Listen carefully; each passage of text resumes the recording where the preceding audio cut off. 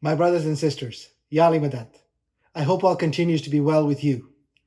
Across the country, classes for REC and secular schools started this week. I trust parents and children have begun to settle into the rhythm that comes at the start of a new academic year. Of course, this year is different, as we discussed last week. As we navigate the familiar cadence of the fall season in this new COVID-19 environment, we are reminded of the subtle ways in which things are changing. This change can and does bring about anxiety, and today I would like to take a few minutes to talk about how we can better navigate this time and become stronger emotionally. As parents, it is normal to wonder and even worry how this change will impact the academic and personal development of our children. We should channel these thoughts into constructive actions that can help our children. Let us start by recognizing that children are resilient and adaptive. As parents, we should focus on providing a caring and supportive environment that gives children an established routine and clear boundaries, as well as time and space to adapt and grow. We should also take time to look after our own well-being. Since many of us are finding ourselves stretched for time, one thing we can do is to reach out to our family members, including our children, to help with daily tasks. By doing so, we will not only be alleviating some of the pressure of time, but also allowing our children an opportunity to contribute to the family and to learn important life skills. For our professionals and business owners, the anxiety is different in nature. When the COVID-19 outbreak started in spring, many people did not anticipate that it would still impact our day-to-day lives heading into the fall. Many are starting to wonder how different this new normal of work will be once the pandemic is behind us. Here again, a strategy to manage this type of stress is to direct our thoughts towards positive and constructive actions. Let us use this time to build and strengthen our skills and business networks. Let us continue to learn, to lean on each other, ask for advice, guidance, and support, and to provide the same where we can.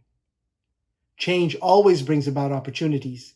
It is for us to seek out these opportunities.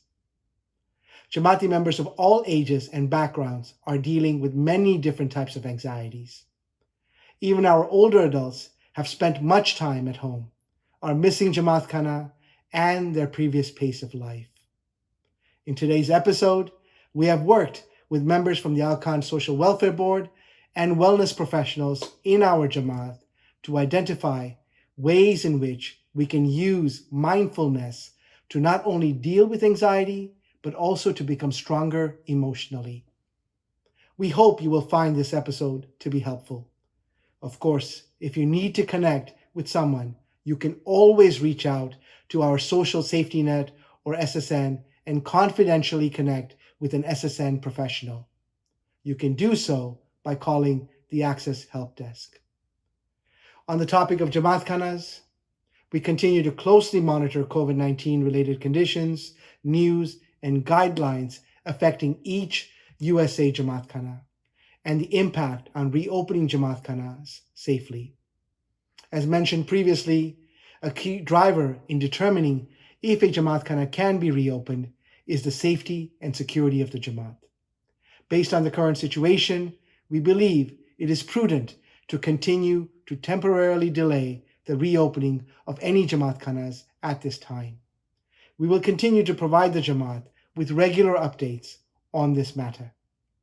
In the end, please remember to use face coverings when you're outside of your home, avoid unnecessary social gatherings, and maintain at least 6 feet of distance from people who are not members of your immediate household. Until next time, I wish all of you best of health and wellness.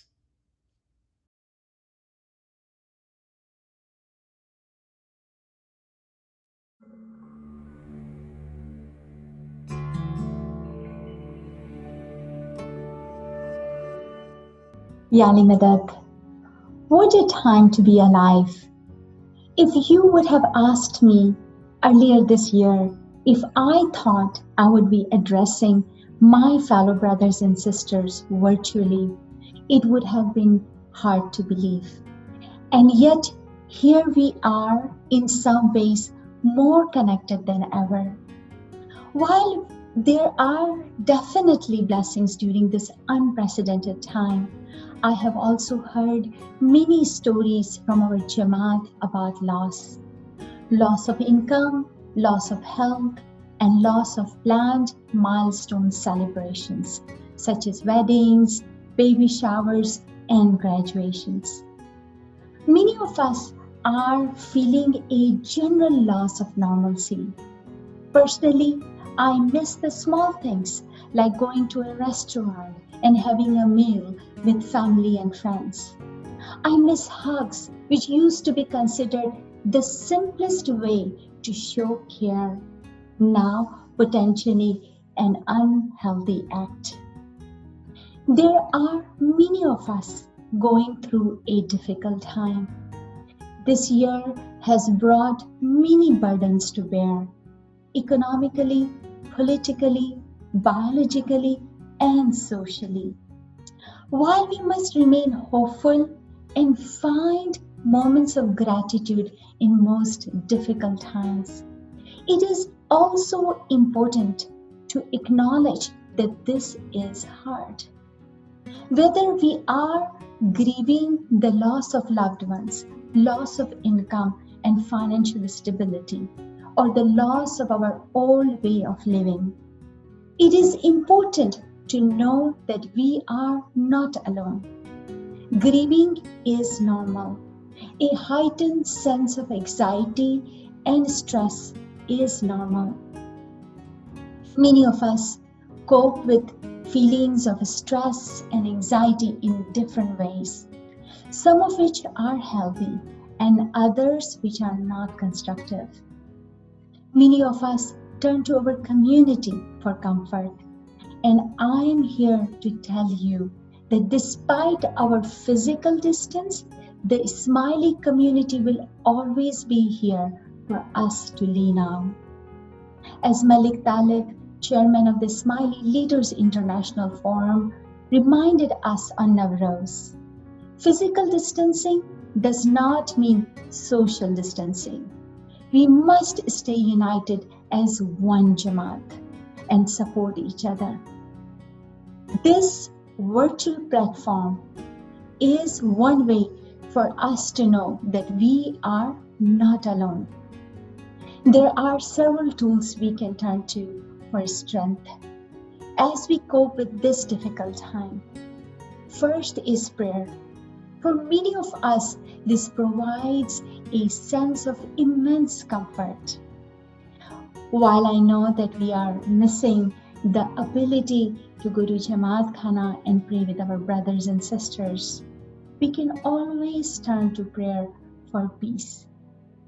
The other is mindfulness. In this episode of Sundays with Us, we will explore mindfulness as a powerful tool to help manage feelings of loss in a healthy way. Let us take a journey of mindfulness in which we will discover practical tools to help us be more present and clear our minds of challenging thoughts. Please join me.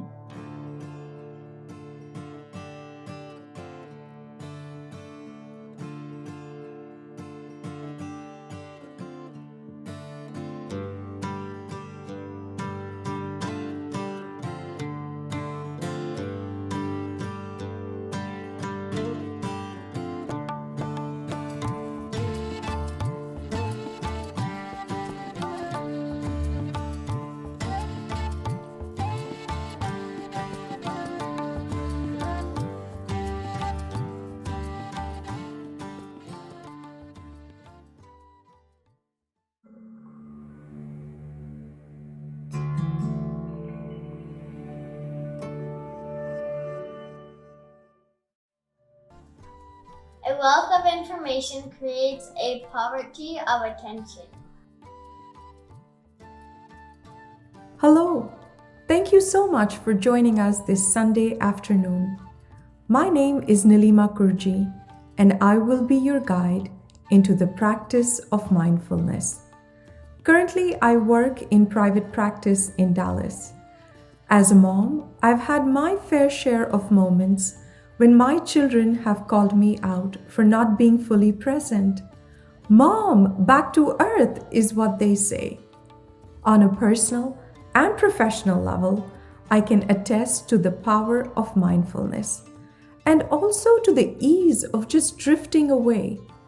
Cognitive behavior therapy, along with mindfulness, has been my favored approach.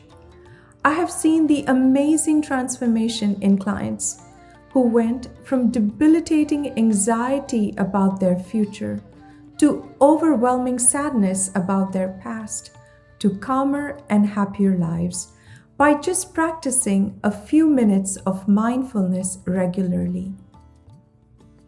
In recent decades, public interest in mindfulness has soared, and so has the number of randomized controlled trials, the gold standard for clinical study. Study after study has shown the benefits against an array of conditions, both physical and mental, including irritable bowel syndrome, fibromyalgia, anxiety, depression, post-traumatic stress disorder. And the wonderful thing about mindfulness is that you are the only thing that you need.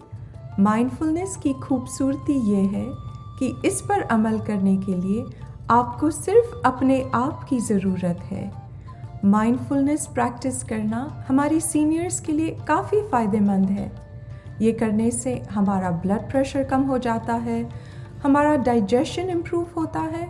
Seniors जो अक्सर chronic health conditions जैसे arthritis, जिससे काफ़ी दर्द होता है, उससे struggle करते हैं, माइंडफुलनेस रेगुलरली करने से पेन का परसेप्शन या पेन का एहसास काफ़ी कम हो जाता है। इससे मेमोरी भी काफ़ी इम्प्रूव हो जाती है। Scientific research shows that when people practice mindfulness, they are changing the shape of their brain, what we also call neuroplasticity, by flexing the muscle of attention. This is just like working on a particular muscle group when you go to the gym. Dr. Sarah Lazar, a neuroscientist at Massachusetts General Hospital in Boston, has demonstrated that you can change the shape of your brain in just 8 weeks of mindfulness exercise by only doing it for 20 minutes a day. I wish I could say that about my physical exercise regimen. I definitely don't get those kinds of results. So what exactly is mindfulness? And why is this practice being increasingly used by business leaders, star athletes, and even the youngest of our students? Jon Kabat-Zinn, an internationally known scientist and author who has trained everyone from Olympic athletes to clergy to business folks, says mindfulness involves paying attention on purpose in the present moment with curiosity and kindness to things just as they are. Mindfulness का मतलब है हाजिर दिमागी, लम्हे में मौजूद होना और जो इस वक्त हो रहा है उसको कबूल करना. When we are in the moment, in the here and now, we can find enjoyment in life's small moments rather than worrying about the past or being concerned of the future. किसी ने बहुत अच्छा कहा है, इस घड़ी में खुश रहो क्योंकि यही घड़ी जिंदगी है. We now have millions of people who use mindfulness on a regular basis in the US and around the world. So why are numerous people being attracted to this ancient practice? A practice that is 2,500 years old. I think because it works and it has truly stood the test of time.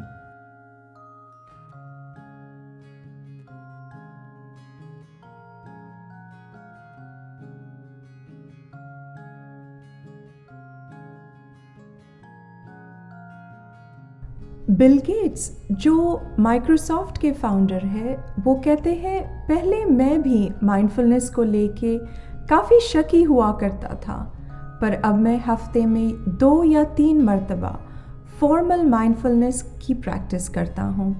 उससे मुझे मेरे ख्यालों से राहत मिलती है, मेरे focus करने की क्षमता बढ़ जाती है।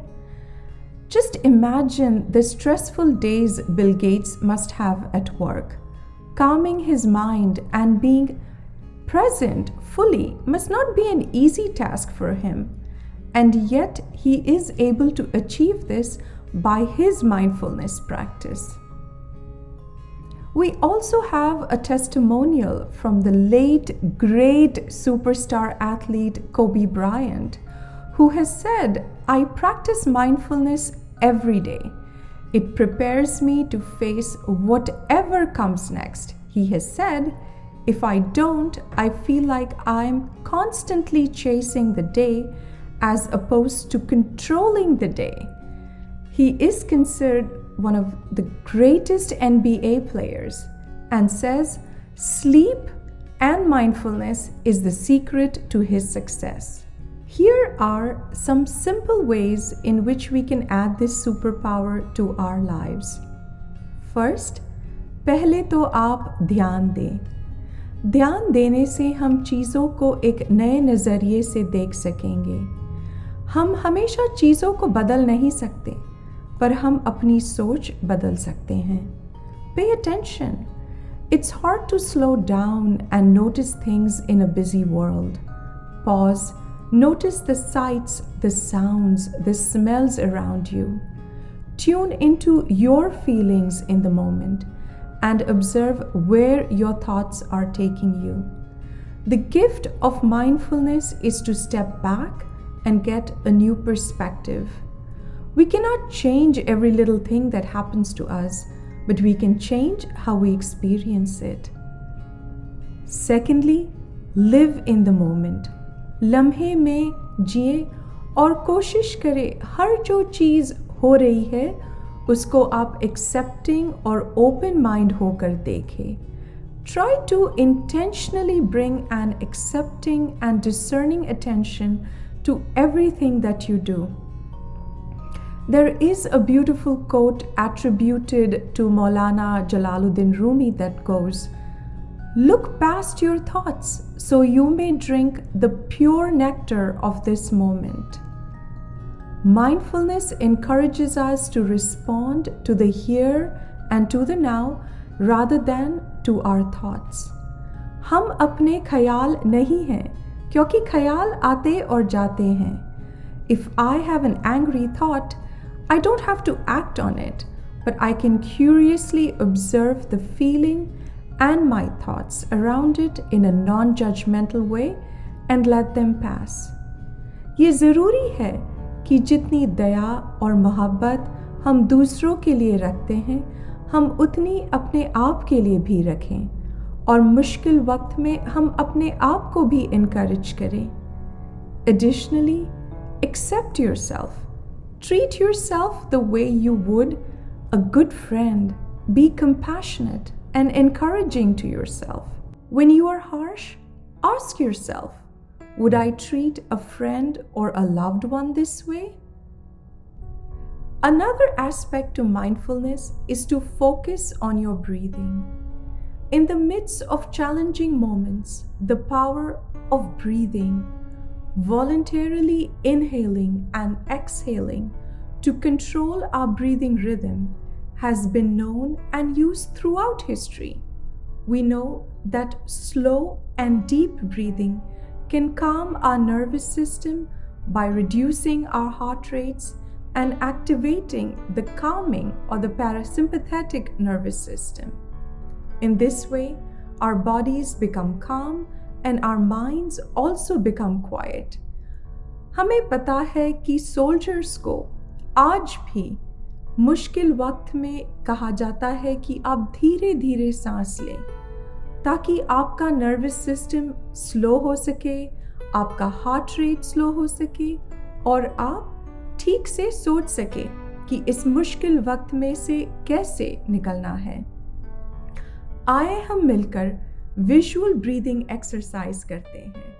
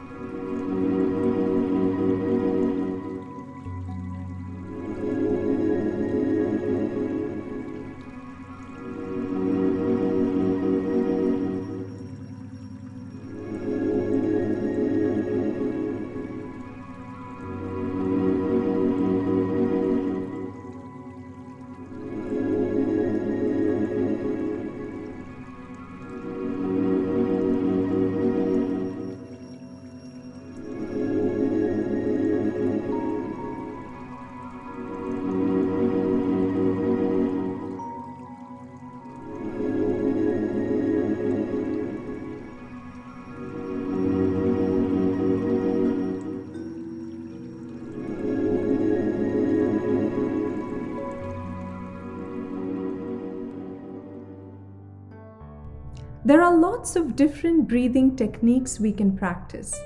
Doing these exercises on a regular basis will help us gain more awareness and control of our breath.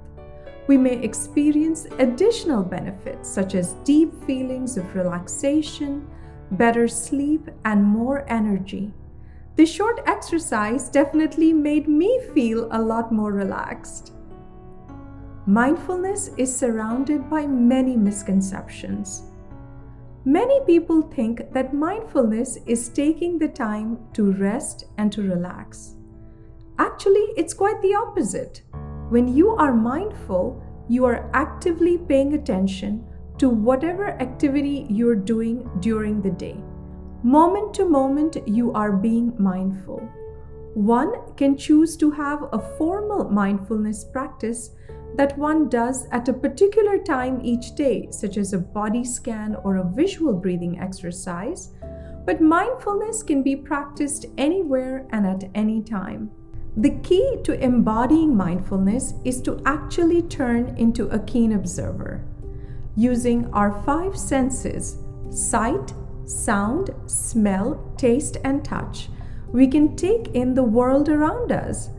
Our senses can be of great help in living in the moment and fully appreciating the simple pleasures of life.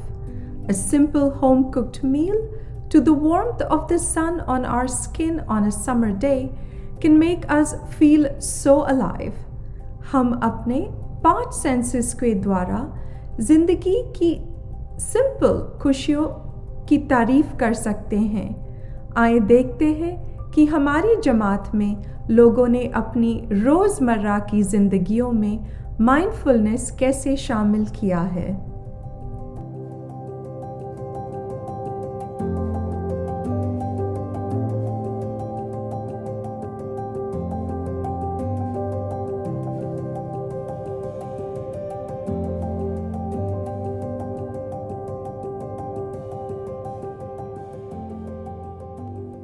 A food that my family and I have a lot of memories associated with is nihari. And the reason why is because we eat it a little bit differently than you'd normally expect us to. We start by gathering all the food onto the table. Then we sit down and say Surah Fatiha together. Once we have prayed, my dad takes a big plate and pours a bunch of nihari into it. Then he makes it look all pretty by adding some ginger and some cilantro on top and squeezing some lemon as well. By then, all the aromas of the food are mixing and blending together so well that it's just tempting us to dig in. But we don't really in the traditional way. We all eat from my dad's plate. My mom, my dad, my 2 younger siblings and I, all 5 of us, enjoy in one plate as we scoop in and try to reach over each other trying to get a bite of nahari. And it is honestly one of the most bonding experiences that we've ever done. It feels so good to share a plate of nahari, and it tastes even better than it would if we had eaten individually. We also give some naan to my little puppy Ozzy, and he loves it. so it really feels as though the whole family enjoys the meal together.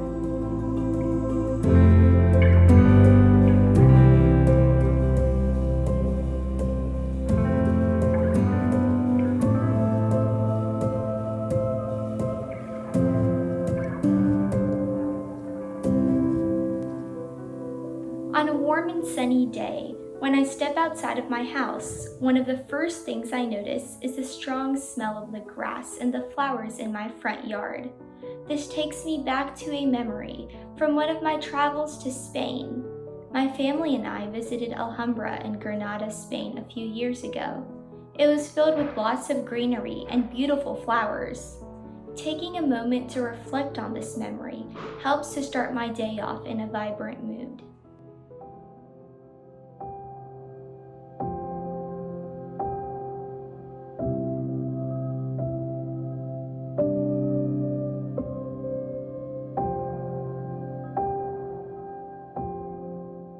What is the best memory I have about sunset?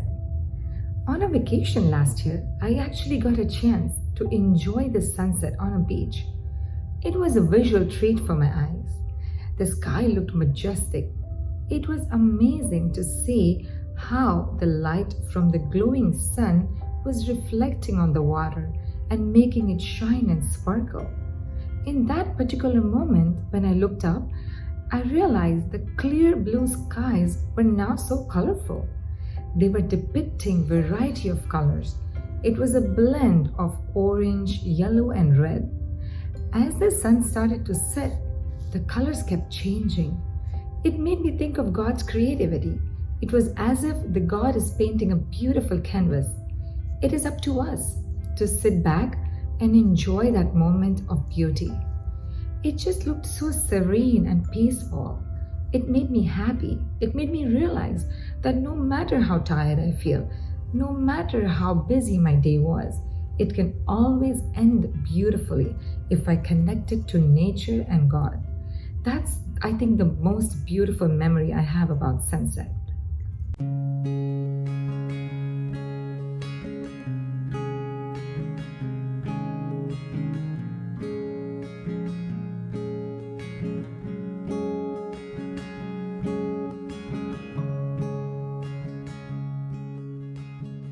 To me, the beach is one of nature's greatest gifts.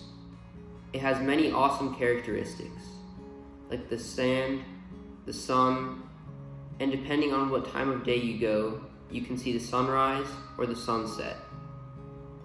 But with that said, the sand definitely, for me, is the greatest characteristic. When I put my feet in the sand, I feel calmed, relaxed, and it's soothing. Everything that's going on in my day, I forget about. Any stress that I have is relieved.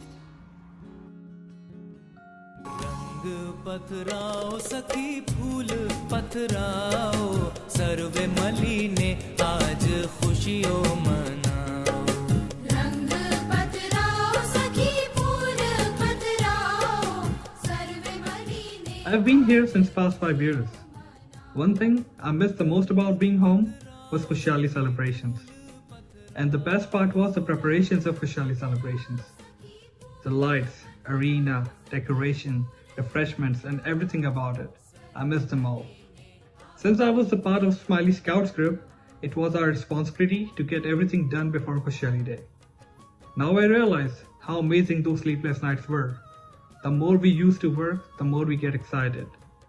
Working in a team, eating together, seva, and everything about that night was so beautiful.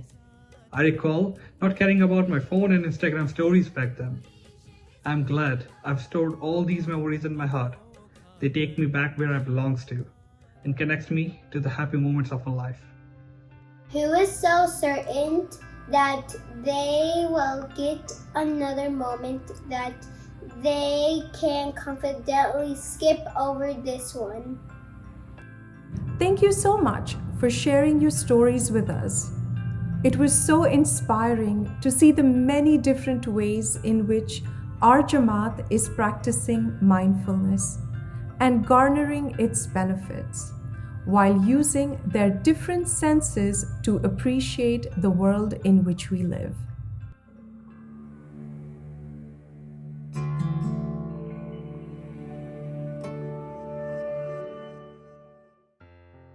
While we are all navigating the new normal, it would be negligent of us not to acknowledge the blessings that quarantine has brought for us. We've all been forced to slow down and are likely spending much more time with our families. However, all of this requires some adjustments as we explore what this means. Let's visit a family who's trying to figure out how to make it all work at home. Hi, I'm Rizwan Manji.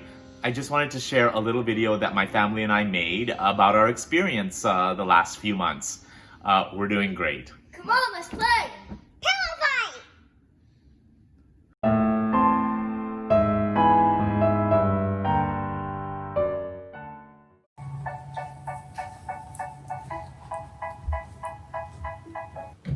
Mom, come here.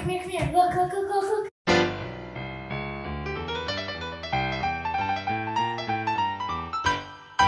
Kicked really hard, bringing the keys. You had amazing moments here. Winning, come back. Eric, what are you doing? I'm going to read you, okay? Because that would make more sense. Why? Just pretending. I'm not. You can't be on my work. You should be on your call.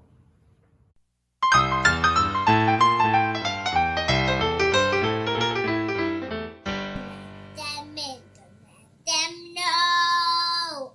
She's having no. Let it go.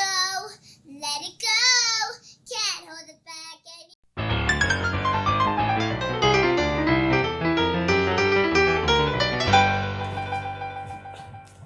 Mommy! Dad! It's time to stop! What's the problem, Isla? What's the problem? What's the problem? Tell me what the problem is. Tell me what the problem is, Isla.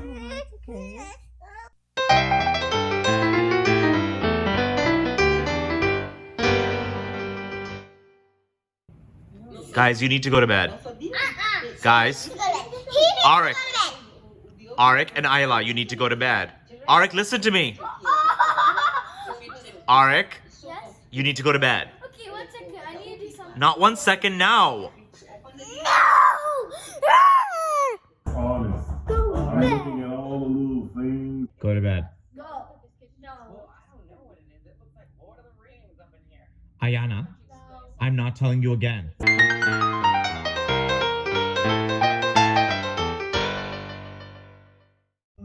It's also called the Gauntlet as a nickname. It's also known as the M1 Tour. So it goes by several different names. It was developed back in the 1970s.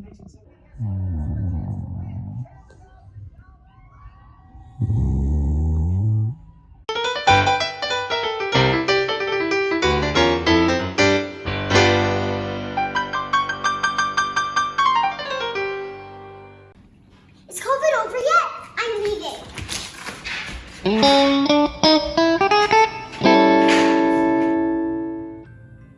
लम्हे में मौजूद होना जब आपके बच्चे ज़ोर ज़ोर से लड़ रहे हैं और आपने एक इम्पॉर्टेंट वर्क डेडलाइन मिस किया है आसान नहीं है, पर उस वक्त अपने आप से ये कहना कि यही सच्चाई है और ये भी गुज़र जाएगा हमें सुकून दे सकता है और हमें हिम्मत भी। ये जो हमने देखा बिल्कुल मुझे अपने घर की याद दिला दिया। Watching this skit definitely reminded me of my kids and my home. As parents, we are juggling a lot in this new normal. It's helpful to remember that children are trying to navigate this new life as well.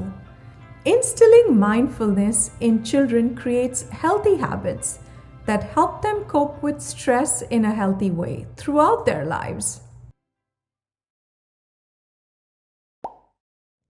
There is a story, usually attributed to the Native American tradition, which illuminates different ways of paying attention. An elder, talking to a child, says, "I have two wolves fighting in my heart. One wolf is fearful, vengeful, envious, resentful, and deceitful. The other wolf is compassionate, loving, generous, truthful, and peaceful. The child asks, which wolf will win the fight? The elder responds, the one I feed. That doesn't mean we try to deny or hurt or kill the angry wolf. If we did that, we'd end up in a long battle, all the while somehow making that wolf more powerful through our hostility and fear. Hating that wolf sucks the strength right out of us. Instead, we calmly pay attention to the angry wolf and let go of believing they have the answers. If we can do that, they end up lying down next to us, no longer an enemy.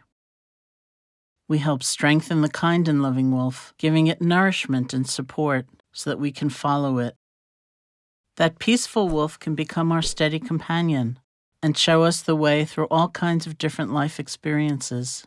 Restful or chaotic, enjoyable or disappointing experiences may come and go, but we can have a guide with us through it all. This is what mindfulness can help you do. Mindfulness allows us to see our thoughts and feelings as they are beginning. It's very powerful to know what we're feeling as we're feeling it, know what we're thinking as we're thinking it. With mindfulness, we can choose what will strengthen and bring into action, and we can choose what we will gently let go of. We don't have to be at the mercy of old habits or old ways of thinking or old ways of being. We are empowered. It just takes practice. Let us now hear from Dr. Daniel Goleman, who is an author and science journalist on brave and behavioral health matters, share his experience regarding the benefits of teaching mindfulness to very young children, even if they come from challenging and impoverished backgrounds. Dr. Goleman believes that non-cognitive skills matter just as much as IQ for success, and is a great proponent of teaching mindfulness to children. One of the ways that children can learn to focus better and strengthen their attention skills, particularly for concentration in school, is something I saw demonstrated in a second grade classroom in a public school in Manhattan's Spanish Harlem, which is a very impoverished area of New York City. Kids there live in the housing projects and they have very tough lives. I was astonished because the classroom atmosphere was very calm, very focused. Kids were very alert, very attentive to the teacher. What's the secret here, I wondered. Then I realized why it was. The teacher said every day we do an exercise called breathing buddies. One by one, the children go to their cubby and get their favorite little stuffed animal. Then they find a place on the floor to lie down. They put that animal on their tummy and watch their breath go up, counting 1, 2, 3, and watch it go down, 1, 2, 3. Up, 1, 2, 3, down, 1, 2, 3. That is training of the attentional circuitry. This is the kind of training which helps children not just focus on what the teacher is saying, but it turns out that same circuitry helps them manage their distressing emotions. So they're getting a twofer. They're getting attention training and self-management training, inner self-management training. Something as simple as just watching your breath and bringing your mind back when it wanders is that basic repetition of the muscle for focusing.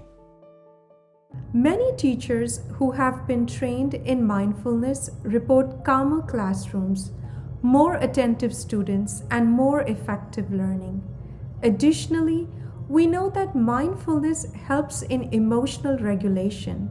So children who practice mindfulness have deliberate, thought-out reactions rather than knee-jerk reactions that can lead them into trouble.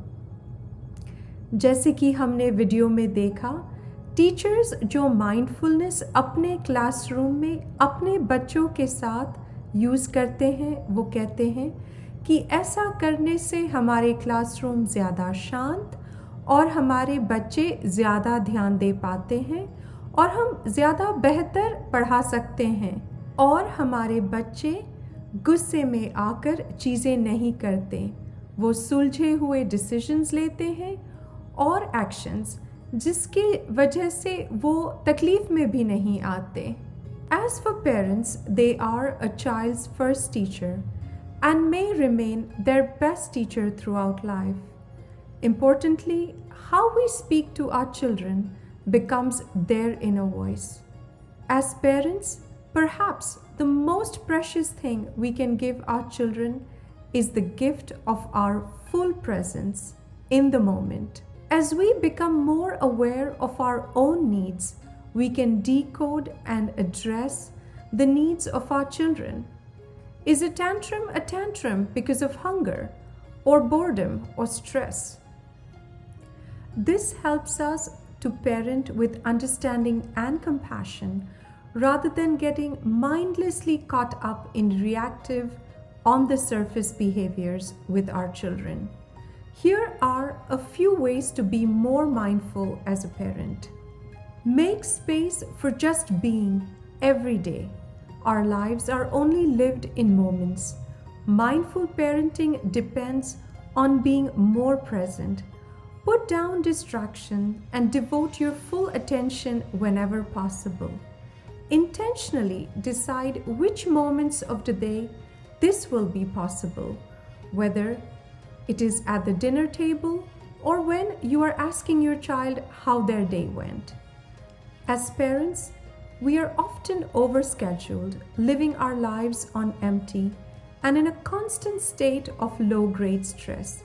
If we manage our own stress, we can bring our best selves to our interactions with our children. Often, we are holding ourselves to too high a standard, striving to be the perfect parent. Mindful parenting embraces the reality and the wisdom of being good enough, acknowledging that regardless of our best intentions, moments of imperfection and failure are unavoidable. It's okay for our children to see us struggle sometimes, as this is the reality of being a human. How we handle difficult moments become opportunities for learning, repair, and forgiveness in our relationship with our family. Honor your children as unique individuals. Can we truly see, value, and love our children as they really are? Different and quite separate from us.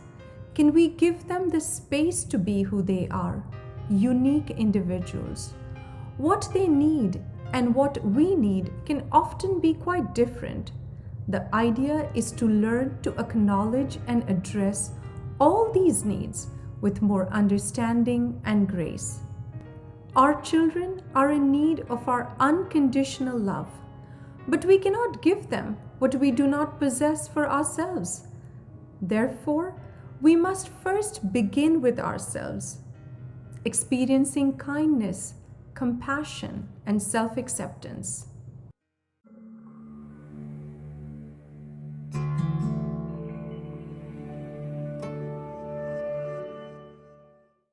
Just as we must be mindful about the type of relationship we want to have with our children and our families, we can also be mindful about the relationship we want to have with the divine. How can we cultivate this relationship? Mindfulness हमें अपने चारों तरफ खुदा की निशानियों को देखने की मदद करता है. Mindfulness allows us to be present and notice the signs of our Creator. Mindfulness increases attention span and reduces stress. Studies report that 1/3 of all teens say they face a high level of stress in their daily lives. Ideas about observing nature and engaging in reflection and deep thought are principles found throughout our sources of guidance and our traditions. One way to begin a reflective journey is through mindfulness. How then can we use our faith to inspire us to be mindful and reflective? The Quran gives us so many insights into our relationship to ourselves, with God, and with the world around us. Let's take a look at one such verse. We're going to read the verse, and then we're going to give you a few moments to read it again on your own. As you read, think about what words or phrases stand out to you. Which ones inspire certain feelings? Indeed, in the creation of the heavens and the earth, and in the alternation of night and day, are signs for people of understanding.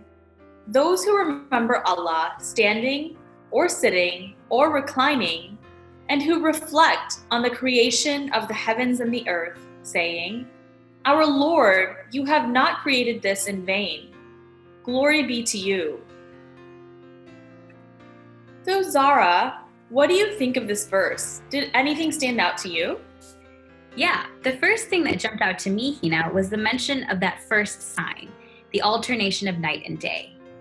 Before reading this verse, I don't know that I ever truly paused to contemplate something so ordinary. Yeah, I think many of us take for granted that the sun always rises and sets, and that inevitably both night and day will come. Right. That's why I appreciate that the Quran actually points to this. Even something that we have come to expect is a sign of God's magnificence, of His design. It's an opportunity to pause, maybe as you notice a sunset on your ride home, and to think about the precision behind it, the certainty of it, the fact that we could never create this no matter how hard we tried. To me, it's an immediate call to action, a chance to remember God. I want to focus on this bit about remembering for a minute. To remember is to think of a memory or something already known to you. So if you think about it, you can't have a memory of something you've never experienced or that you don't know. So when we're being asked to remember Allah, you're saying that in order for me to even be able to remember, He must already be known to me. I find that so fascinating. Exactly. And Zara, you had mentioned earlier using nature as a chance to remember God. Right now, for me, I use my tasbih for that. I think for many of us, when we see or hold a tasbih, it's a cue for us to say, Ya Allah or Ya Muhammad. And because we've been taught to do this, we associate the tasbih with the action of remembrance. So what if we could teach ourselves the same thing when we see the sky or nature? What if nature inspired us to reflect on our inner selves and what we already know, Allah, just like a tasbih does? I love this idea. I think if we pick up this practice of associating signs with remembrance, we allow ourselves to become used to turning inward to reflect about ourselves and God when we see nature. Exactly, and isn't that what's at the core of mindful practice? Absolutely. And what's great about the signs of God is that they can be seen any and everywhere. This, Hina, is perhaps my favorite part of this whole verse. Allah tells us these signs and the remembrance of God can be experienced standing or sitting or reclining. To me, this means there's no one way or right way or perfect or imperfect time to remember God, to reflect on His existence, to reflect on my existence. If we think about the leaves on a plant as the beads on a tasbih, there's inspiration and opportunity to be mindful all around us. After deeply engaging with this Quranic verse, we can see that our sources of inspiration really encourage us to reflect and be mindful and to know that the divine is all around us. It seems as though mindfulness can be about so much more than just self-discovery. It can also be an entry point to reflecting on my relationship with the divine. It reminds me of this beautiful hadith by the Prophet Muhammad, peace be upon him, that we would like to leave you with today. He who knows himself knows his Lord. Restore your attention or bring it to a new level by dramatically slowing down whatever you're doing.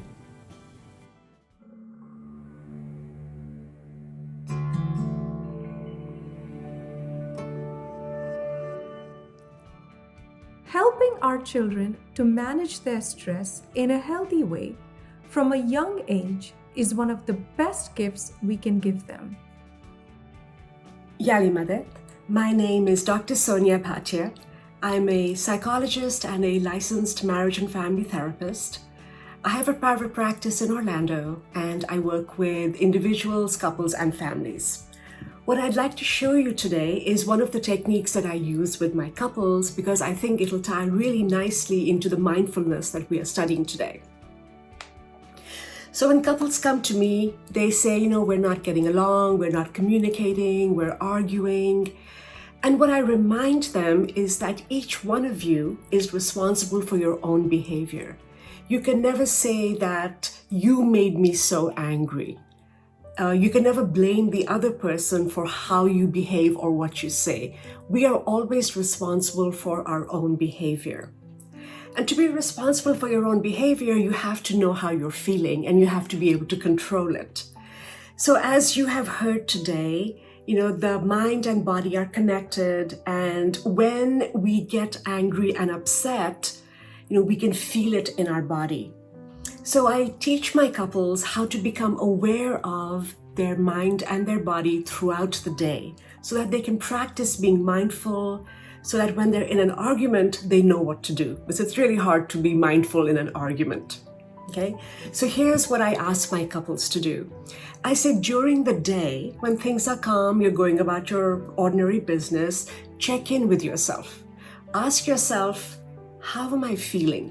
What do I need right now to feel better? So how am I feeling is, I'm tired, I'm sleepy, I'm grumpy, I'm irritated, I'm overwhelmed. And how else am I feeling? I'm feeling hungry, I'm feeling thirsty, I need to go to the bathroom, whatever it is. So become aware of how you're feeling.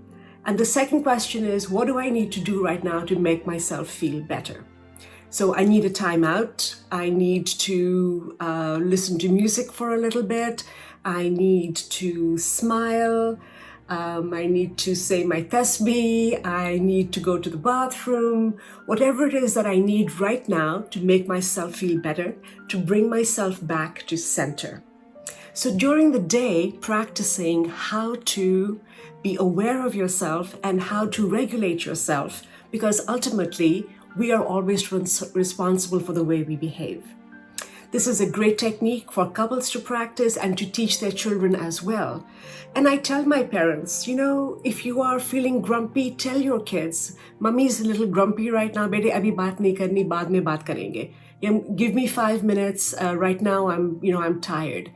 And if you need a timeout, take a timeout, as a timeout to relax, catch up with yourself, and then come back. So when you leave the room to take a time out, or you just need to bring yourself back to center, do this 5-finger breathing, okay? So breathe in, breathe out. Breathe in, breathe out. Breathe in, breathe out. Slower than that. Your hands are always with you, your breath is always with you. So keep, even if your hand is on your lap, chupke se, under the table or in the car before you get out, breathe in, breathe out. And you can do that 5 times. Ek aur haath hai, phir se kar lo. So this will help you slow down your breathing and to be less upset and agitated, because you're always responsible for yourself and you have so much that you have to take care of, yeah? So good luck with this. Practice your 5-finger breathing. What do I need right now to make myself feel better? Yali Madad. My name is Zaroshin and I am a licensed clinical social worker.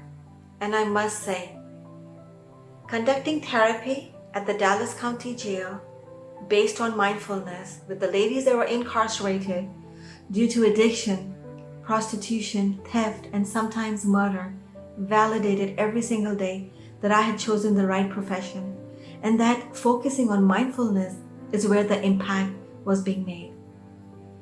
They were encouraged to use the time as me time, because the chaos that brought them here was still out there. Mindfulness taught them to remain in the present, because very often their thoughts were in the past, good or bad, whatever the trauma, it was in the past or in the future. And so in essence, they were missing out on the present and the now. I would use the analogy sometimes for a snake bite, and I would ask them if they believe that a snake bite kills. And then I would tell them it's not the bite, it's the venom. So they've already been bitten with the trauma that took place in the past, whatever it was. They have already been bitten and can't be unbitten. It is the venom that festers within them. And while practicing mindfulness, they can realize that they are here in the present and the now, and not in the past, so they are safe today.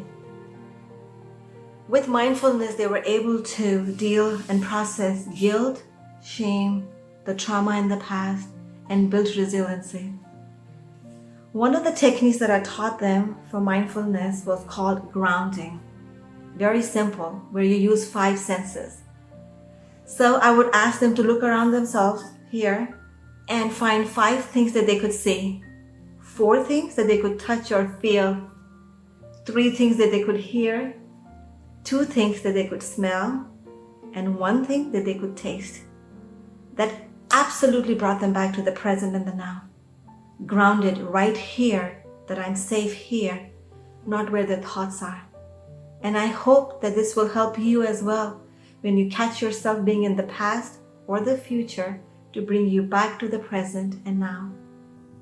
My name is Noreen Valiani. I'm a licensed professional counselor specializing in anxiety and depression. I'm trained in mindfulness-based cognitive therapy and mindfulness-based stress reduction, and I've been practicing mindfulness for about 8 years now. One of my success stories from therapy is of a client who was suffering with anxiety about becoming an entrepreneur. He was dealing with overwhelming feelings of worry, excessive worry, to the point where he could not stop. He was dealing with judgments towards himself, constantly worried about what others thought of him. And when I asked him how he dealt with his anxiety, he said that he distracted himself from his feelings of anxiety by keeping himself busy.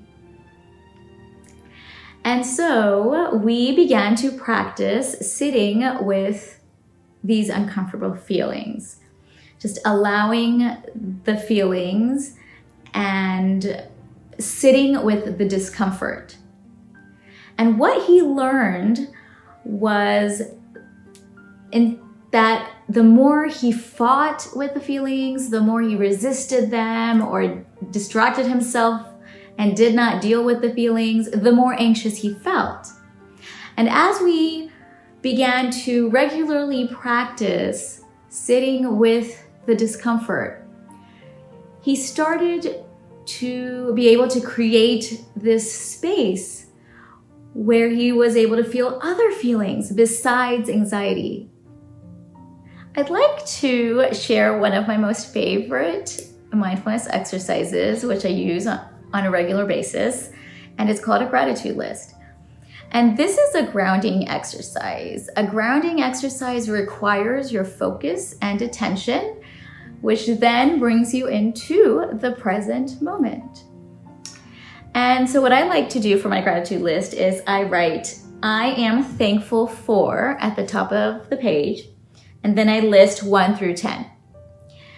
And as I'm thinking through my list, and then when I reach the end of my list, I realize that, hey, I may have been focusing on a lot of the negative things throughout the day, but now that I'm doing this list and I'm looking back at it, I can see that my day wasn't so bad.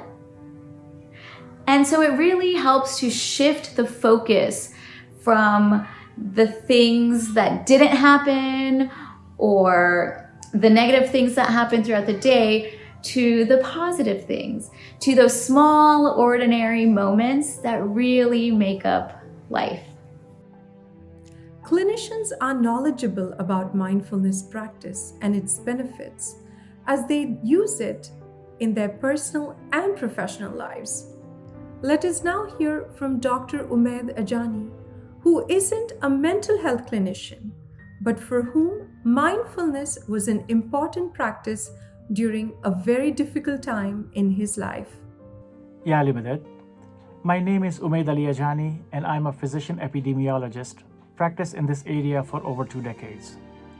When I think of mindfulness, I don't normally think of myself as someone who's very knowledgeable on the subject, but I realize that when I am put in situations that can become stressful with high stakes, I naturally turn to mindful practice to help me overcome my difficulties. In 2015, I traveled to West Africa during an Ebola outbreak as part of a response team for helping with infection prevention tasks. As someone who's passionate about public health and prevention work, it was difficult but voluntary and purposeful decision to go. During my time there, one of our colleagues on a parallel team fell ill and was suspected of Ebola virus exposure. My immediate thoughts were fear that I may have been exposed too. Unlike COVID-19, where symptoms may start to show within 2 weeks, Ebola requires 21 days of monitoring for symptoms. As you can imagine, our team, including myself, experienced stress and anxiety as we waited out each day, wondering if we will get sick while our work continued. When a cohort travels for this kind of work, there are physical and mental health precautions built in the process. For example, we had a buddy system where no one traveled alone during this monitoring period. This becomes important in the event that anxiety takes over. Your buddy can make sure you aren't making safety mistakes. We also had mandatory breakfast and dinner gatherings, so we could check in with each other. If anyone was absent, we would check on them in their rooms. I always knew I had someone to talk to if needed, a community of people I knew would understand what I was feeling. It was important for me to know when I needed to talk. Bottling up emotions can manifest itself in ways that are not always good or even safe when far from home. I also turned to faith quite a lot during this time. I had recordings of Ginans with me that I listened to and prayed. Often at night, memories of Golden Jubilee and happy moments with my family would provide comfort and help me to have hope that things will be okay. Shukar, I never contracted the disease, and my colleague turned out to be negative after 8 days of anguish. I look back at that time and feel grateful for the opportunity to make a difference in the lives of people in the midst of an outbreak of a deadly disease. I am also grateful for my life and every breath. I try not to take that for granted. Thank you, Dr. Ajani, for the very important work that you do and for sharing life lessons with us. In a situation of fear or anxiety, turning to mindfulness is not uncommon, even while not noticing that we are doing just that. While practicing mindfulness, most people wonder, am I doing this right? Or is this working? Or is it not working? This is normal. When you have these thoughts, a mindfulness teacher would tell you, just observe them. Many people think of mindfulness as a tool, which it can be. But it can also be just a way of being in the world with intention of paying more attention, being more present, and being more compassionate with ourselves and with others. As COVID-19 continues to impact communities around the world and fundamentally change the way in which we live, many of us are experiencing a toll on our mental health. At this time, it is important to focus on our mental and emotional well-being in order to navigate these difficult times in a healthy way. Finally, remember, be kind to yourself. Some days will be better than others. When you are having a more challenging day, be understanding towards yourself. मैं बहुत शुक्रगुजार हूँ कि आज आप हमारे साथ इस माइंडफुलनेस की जर्नी पर आए हैं और उम्मीद रखती हूँ कि आप अपने साथ थोड़ा सा सुकून ले जा रहे हैं। इस मुश्किल वक्त में अपने आप और दूसरों के साथ थोड़ा सा सब्र रखें और इस माइंडफुलनेस के सुपर पावर का ज़रूर इस्तेमाल करें। Thank you so much for allowing me to be your guide on this mindfulness journey. I encourage you to add this superpower to your life. Thank you. What day is it? Asked Pooh. It's today, squeaked Piglet. My favorite day, said Pooh.